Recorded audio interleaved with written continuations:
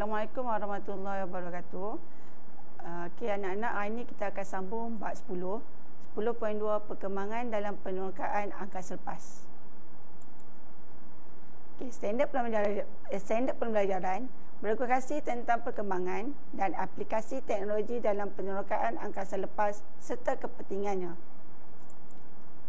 Okey, pengenalan bagi subtopik ini. Penerokaan angkasa lepas bermula dengan pemerhatian objek angkasa melalui teleskop sahaja. Okay, namun, pemerhatian menggunakan teleskop terganggu oleh awan, silauan pada atmosfera dan sebagainya.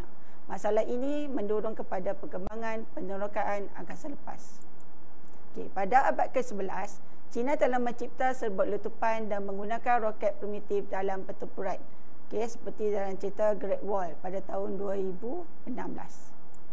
Okay, pada tahun 1609, teleskop pertama yang digunakan dalam bidang astronomi direka oleh Galileo Galilei. Galilei menambah baik teleskop untuk membolehkan pencerapan objek angkasa dengan lebih jauh. Okay, pada tahun 1957, satelit pertama USSR Sputnik 1 dilancarkan oleh ahli astronomi Rusia, Soviet Union pada 4 Oktober 1957. Okay, ia digunakan untuk mengkaji ketepatan atmosfera, mengumpul data dan sebagainya. Okay, pada tahun 1961, Yuri Gagarin menjadi orang pertama yang mengorbit bumi di angkasa lepas.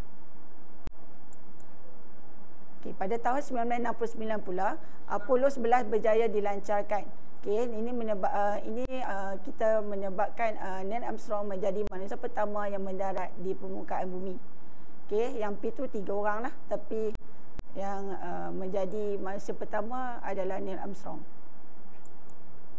Okay, pada tahun 1973, penerbangan pertama ke Mustari menggunakan US Pioneer 10, iaitu sebuah kuat angkasa.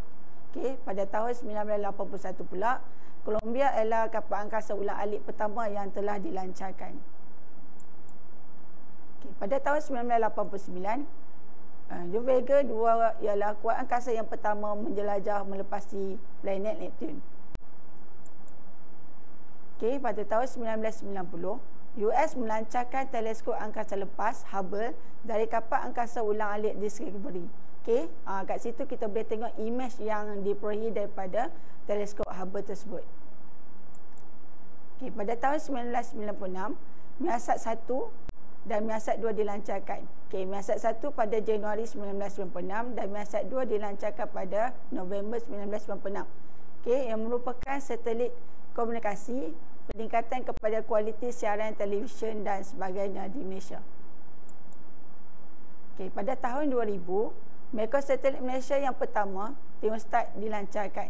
Okay, pada tahun 2002, Agensi Angkasa Negara Angkasa ditubuhkan.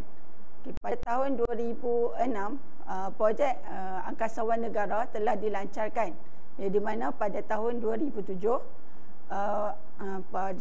Datuk Syekh Muzaffar telah berjaya mendarat di ISS. Okay, pada tahun 2011, Stesen Angkasa Antarabangsa ISS telah siap dibina. Ia berfungsi sebagai makmal pendidikan dan tempat angkasawan menjalankan uji kaji saintifik di angkasa. Okey, baik, terima kasih.